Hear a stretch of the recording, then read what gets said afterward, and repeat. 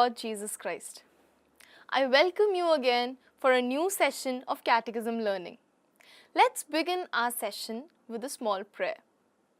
Let's join our hands, close our eyes, and be in a prayerful mood.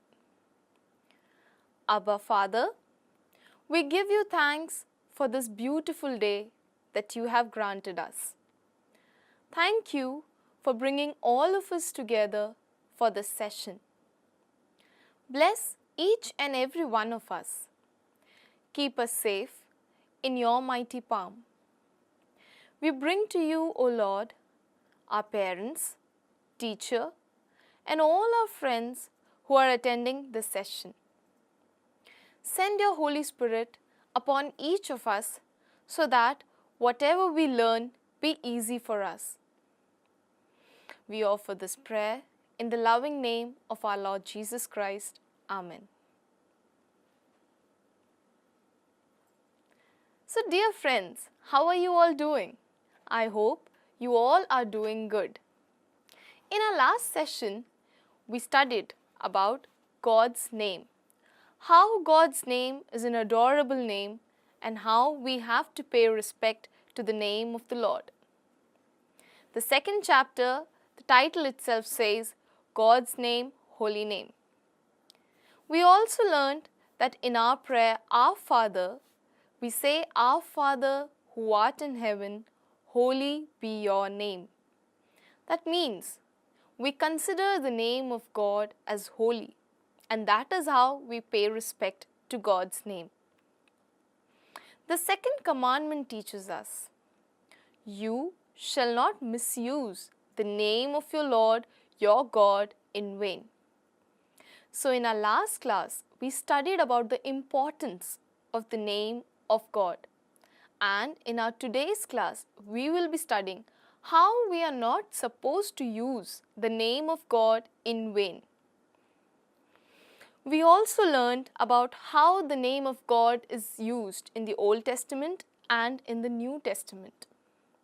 While referring to the Old Testament, I gave you the example of the burning bush that appeared in front of Moses. So when Moses asked, reveal your name, so the answer given by God was, I am who I am. This teaches us that God's identity itself was His presence. God had a name Yahweh during the Old Testament, but the people of Israel didn't prefer to call Him Yahweh because they somewhere felt calling God Yahweh is a disrespectful act. Man has no authority on God, we can only worship God. Moving on to the New Testament, we learned that Jesus coined a new term, Father, to refer to God. We learned about the term Abba, which means Father, and the children of Israel called their father as Abba. So Jesus expects all of us to call God as Father, our own Father. We also learned about the salvific and the powerful name of Jesus. Jesus' name is a powerful name. It is a salvific name. In the name of Jesus, a lot of miracles had happened and is still happening. The name of Jesus heals. That is what we see, that Saint Peter healed a lame man in the name of Jesus. So the name Jesus itself has a salvific power. This is what we learned in our last class. In our today's class, we are going to learn about how we are not supposed to use God's name in vain. Okay, I'll just tell you in a very simple term. So when we have conversations with our friends, we simply say, oh my God, this happened. Oh good Lord, this happened. We are unnecessarily using the name of God, which is not required. But unknowingly, we usually do that. Somewhere, unintentionally, we are committing violation to the second commandment. In your textbook, it is said where we are supposed to use God's name. Pay respect to God's name in all occasions. Now, when we say occasions, there are a lot of occasions where we use Bible as a source and we do take God's name. For example, any oath ceremony. We take the oath in the name of God. Also, if you would have noticed, in courts, we take the oath in the name of God. Swearing, bearing, mockery, condemnation, irreverence against God is violation of second commandment. So we usually say, oh, I swear to God, I swear to God. But then, really, are we making real witnesses in the name of God? Is it really required that we need to give our witnesses in the name of God? For little things probably, we swear to the name of God. We somewhere do not pay respect to the name of God by doing these acts. Questioning God's providence and accusing God as merciless and unjust are also serious sins. Somewhere in our first chapter, we understood that whatever happens in our life happens with the will of God. So sometimes when we go through tough situations, we are not expected to call God merciless or to go and blame Him for our difficult situations. Somewhere we will come out of it. But then by calling God merciless, calling Him unjust, we are violating the second commandment given to us. Cursing one's own fellow beings created in God's image is teasing God Himself. Of course, each of us, if you look at your siblings, if you look at your parents, if you look at your teachers, your friends, all of us are created in the image and likeness of God. So when you curse or when you say bad words about any of them, you are kind of saying those to God Himself. Isn't that paying disrespect to God? Of course it is. So next time, if you curse anybody, please keep this in mind. Moving further, we know that Lord is holy. Also, apart from Lord, whatever is related to Lord is also holy. We are expected to pay respect for Mother Mary and all the saints. Why? Because these are the favorite people of God. When we pray to God, when we pray to Mother Mary, we need to pray with certain respect. We need to understand that these people are the ladder that help us to reach God faster. Respect persons, places, objects dedicated to God. When I say persons, it includes religious people, priests, bishops, and all those people who are involved in the service of God.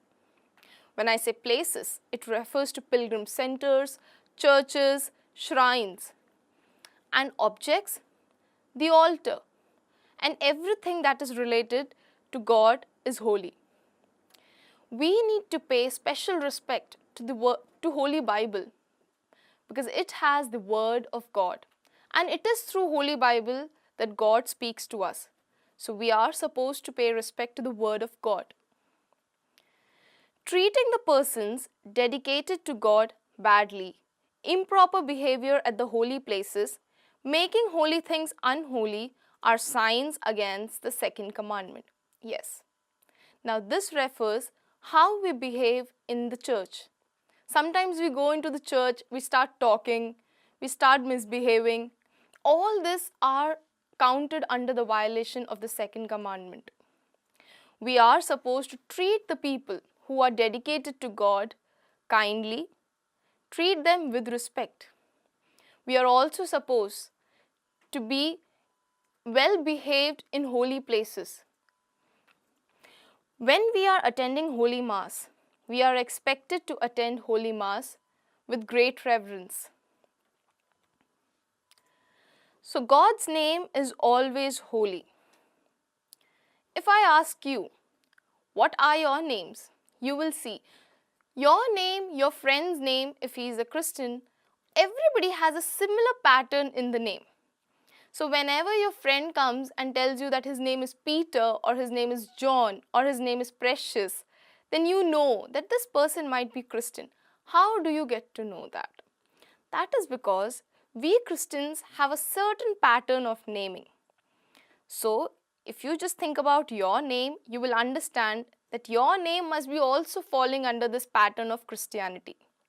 We see God Himself naming a lot many people. For example, Abram was named Abraham by God.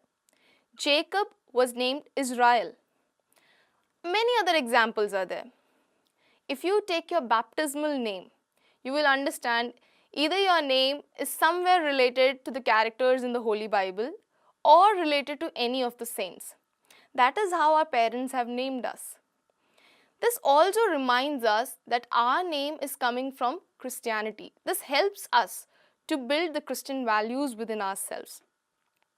Certain names refer to God's goodness or divine mysteries.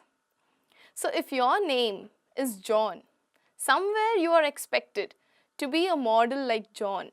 If your name is Peter, somewhere you are expected to be like a rock, to be like Peter.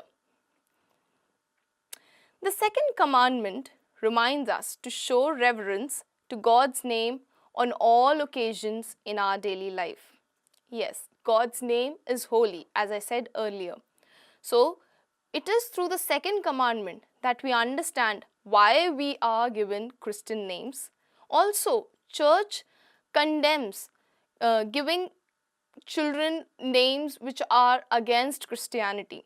So, the second commandment reminds us constantly that we are supposed to pay respect to the name of God and also to be a model according to the names which are given to us.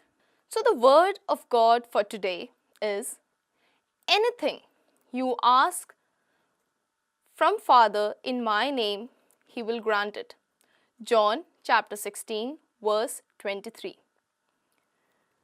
We also need to remember that just as God's name is holy, Jesus' name is also holy.